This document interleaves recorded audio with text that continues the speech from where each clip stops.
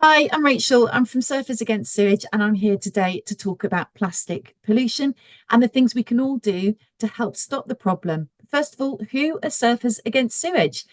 Well, we love and protect the water and everything that it makes possible, and that means taking action against everything that can hurt it. Climate change, sewage, plastic, it's all got to stop.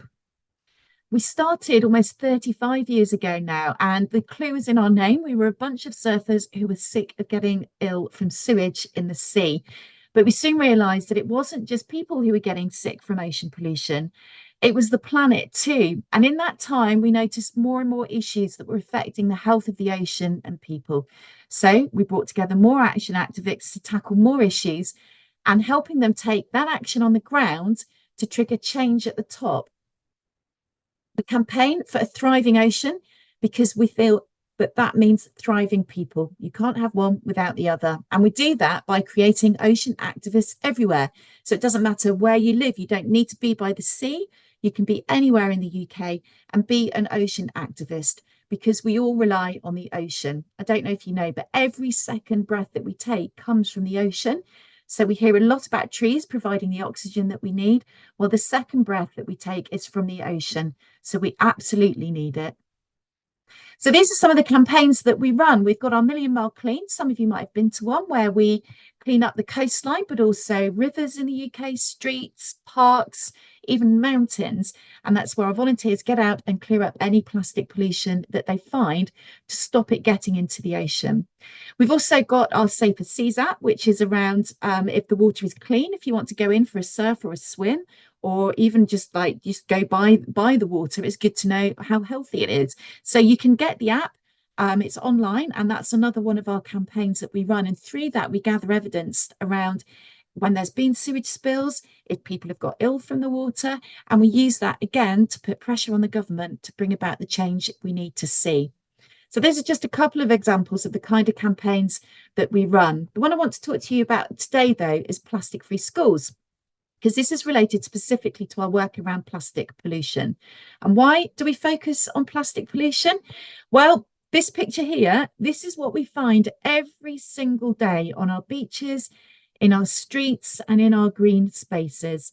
In fact, one rubbish lorry of plastic is dumped into the ocean every minute around the world. If you can imagine that, the rubbish lorry that comes around your street picking up everything, one of those every minute goes into the ocean. And that plastic pollution kills and endangers wildlife. It pollutes the water, the land, and the air that we breathe, and it never goes away. Every bit of plastic ever made still exists on the planet in one form or another. And it's in our food. Did you know that we eat a credit card's worth of plastic a year? So that's just through the food that we consume. So the plastic in the water is getting into the food chain through fish, in the soil, it's getting into the food chain, and we end up having some of that in our systems. And it directly contributes to the climate and ocean emergency. So 90% of plastic is fossil fuel based, with production set to soar over the next few years.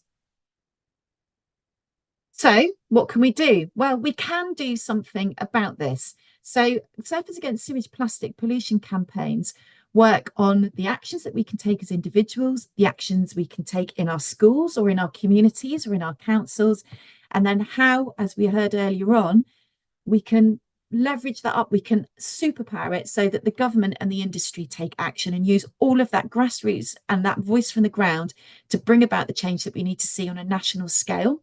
And plastic-free schools is a way of doing that. So it basically equips and empowers you, our ocean activists, with the tools to create a positive and lasting environmental change in your schools.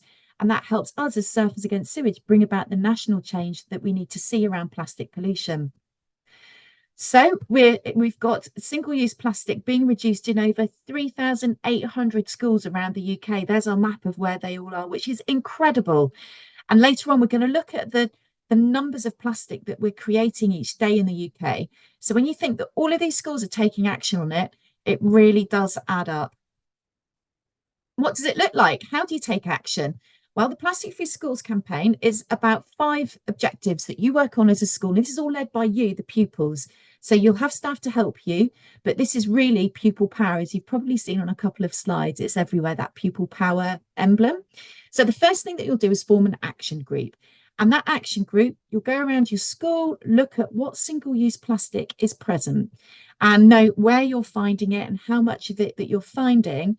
And then with that evidence together and knowing who's going to work on you with it to tackle it, you've got a really good base to start your campaign from. The next thing you'll do is your action group will launch your campaign. So there's 2 ways that you'll do this. You can hold a school assembly. So, and you want to create one that the whole of your school is going to sit up and listen to. But because of that research you've done in forming your action group, you'll have loads of evidence that single-use plastic that's around the school, and you'll have other evidence from us at Surfers Against Sewage around how that translates to what we find on our coastline, what we find in the ocean, what we find in our green spaces. You'll also be able to put together a news article, which you can share on your school website and your social media feeds, because it's great that all of your school community knows about what's happening, but it's also really important that the wider community around you knows what's happening so they can support. But it also raises awareness because, you know, your families will want to know, and your families can help you to reduce plastic in the school through their actions. So it all starts to ripple out from your school launch.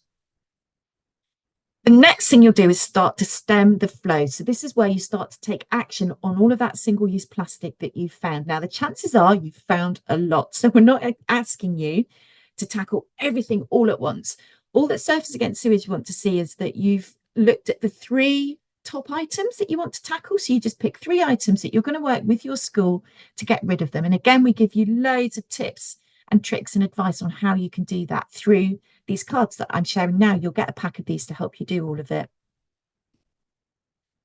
Then once you're taking that action, this is how you start to move that action up the chain to the government.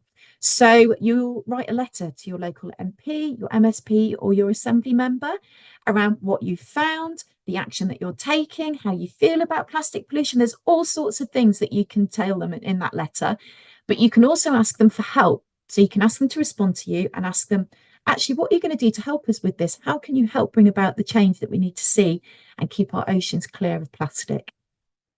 And then finally, you'll challenge industry, because you'll find from the research that you do at the start, and you can also do a school cleanup, you'll find that there's a lot of companies, a specific set of companies and brands that are behind the plastic pollution that's ending up in your school grounds.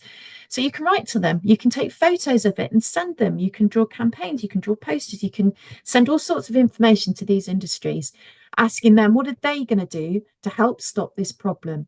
Because actually we're pumping out too much single-use plastic, and these companies have a massive role to play in helping us do that. And all of those actions will get you your Plastic Free Schools Award, but that's not just what it's about. It's about laying some really concrete foundations for a long-lasting reduction in single-use plastic at your school and in the wider community. So it doesn't stop there. What you can do is you can link up with our plastic-free communities that might be around you that are working to reduce plastic in your town or in your village or even in your city. There might be a plastic-free community in the area where you live. So you can link up with them and reduce plastic even more. You can do more awareness raising events. We've seen schools do amazing fashion shows made out of all of the single-use plastic that they found, and they make dresses and capes and all sorts of stuff out of it. So there's loads of different ways that you can take this on. So it's not just about your school getting an award, it's about your school putting in really good foundations so you are actively reducing single-use plastic in your school and in your community and getting people to sit up and notice. So before I go, I wanted to give you these stats around plastic pollution, just so that you can get a sense of how big the problem is, but also that we're not powerless in this. We can all do something through our school and through our individual actions to help stop the tide of plastic pollution and its impact on the ocean and on the general environment. So before I go, some top stats that hopefully you'll remember. So these are loads of single-use bottles, and 38.5 million drinks bottles alone in the UK are sold. So think about that. In the UK alone, 38.5 million drinks bottles will be used today. Only half of those are recycled. So around 17 million end up in the environment in one way or another. That's through landfill, through incineration, or through actually being discarded into the environment or blowing out of bins or whatever it might be. So if we all make a decision on listening and watching this video now, if we all make a decision not to do that, we're making a big difference. Same for coffee cups, takeaway coffee cups. I might actually be over the stat there in your recording, but I'll tell you the stat just in case. 7 million takeaway coffee cups a day are used in the UK. 7 million. And only 1% of those are recycled. 99% of them end up polluting the environment in one way or another. You can see here some that we've picked up on our community cleans and our beach cleans, and another one there. That's a compostable coffee cup that was found on the beach that doesn't compost if it's in the water. So if everyone watching today decided to use a refill drinks bottle and a reusable coffee cup, we'd all make a huge difference instantly. Those numbers will just come down, and that's something we can all do. So this is why the plastic pollution, working on plastic pollution, the stats can be really big and really overwhelming. Like, how can we possibly stop that? It's a huge system to turn around. And we have individual power in that we can stop buying and using certain things. And our school can stop buying and using certain things as well. So hopefully today you've had a little bit of information that'll help you do that.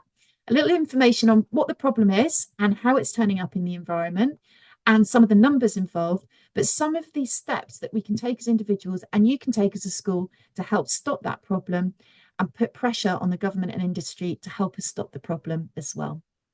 Very much for listening and hope you've enjoyed the video.